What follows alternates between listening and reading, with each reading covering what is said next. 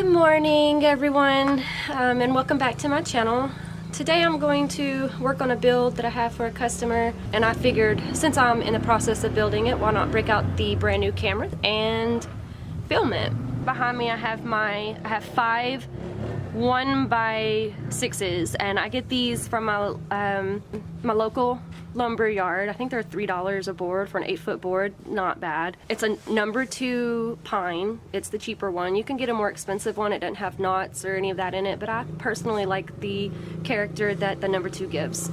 So at this point I'm going to take my 1x6s and cut them 38 inches long. Basically I use my chop saw, as you see here, right there.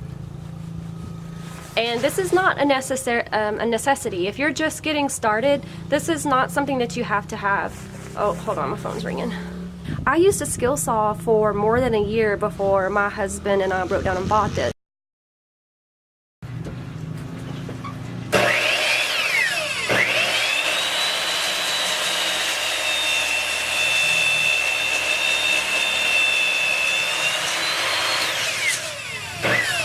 Never stick your hand right here to hold the boards while you're cutting, because it could suck your hand in, something could kick back at you, hit you in the stomach. You always want to be as far back as you can.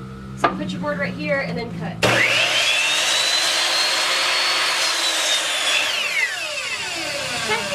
Another piece of machinery that I'm going to use is a planer. Again, this is not something that you have to have when you first start out. So here's my planer.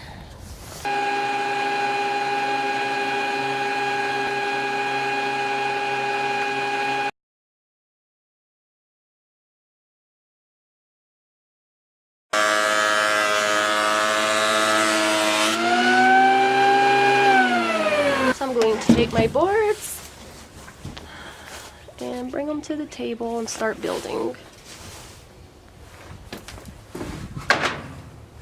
I'm going to be using some slats that I normally use for my smaller signs.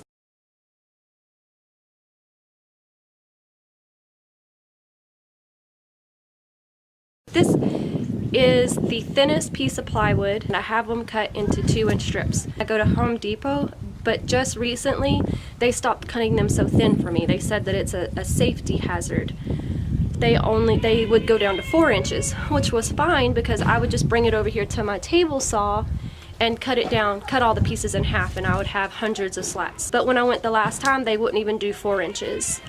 They said it would be 12. So I had to go and cut my 12-inch strips down to 2 inches. And the last time I went, I got a little bit thicker piece of plywood. Can you see the difference? This is the other size. So this works just fine, but if I really tried and really put a lot of pressure on it, I could probably break it. So as long as you're not using it as a frisbee or a platform to stand on, then that size works great. But recently I just wanted to move up to this size just to try it and see how it works. And it works wonderful. The only thing is I couldn't get my electric staple. I couldn't get it to go into this all the way, just a little bit, but not enough to make the staples to go all the way through. So I had to move up to a stapler, one of the staplers that you plug into the air compressor. So yeah.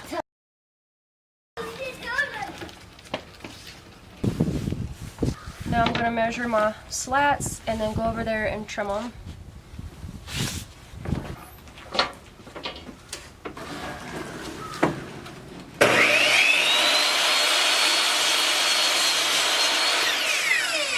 For those thin pieces of plywood, I just used this little electric stapler, and it worked great.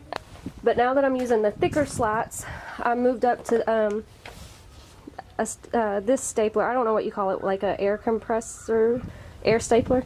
I set my PSI to 120. If the staple doesn't go all the way in, you can adjust this a little bit at a time to get it to where it's at the right pressure.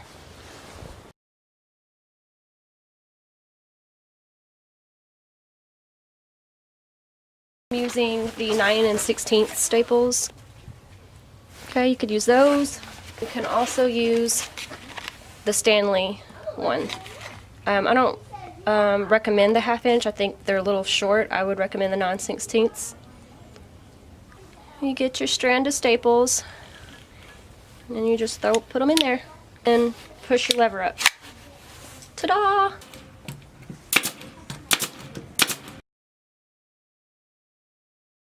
When you have a warped board and they're not tightly together, you can take one of these. It tightens your boards together. So you can take this, like if you have an end that's not coming together as tightly and neatly, you can use one of these to close the gap.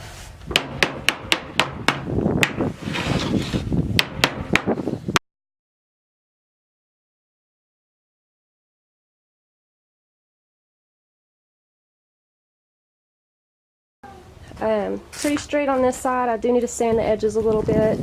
This side, kind of crooked. So I'll need to get my table saw and trim that side. But you can get your skill saw and do that. You don't have to have a table saw for that.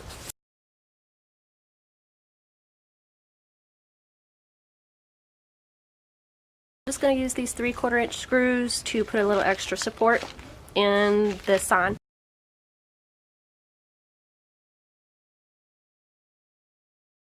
I wanted to mention, if y'all have a drill and you're using an impact, be careful and cautious on when you're drilling close to gloves, because this potentially could grab onto your glove and pull your finger in and it could hurt.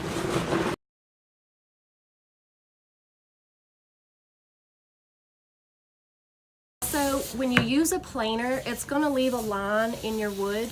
So if you gotta sand that out, otherwise it'll show when you stain the wood.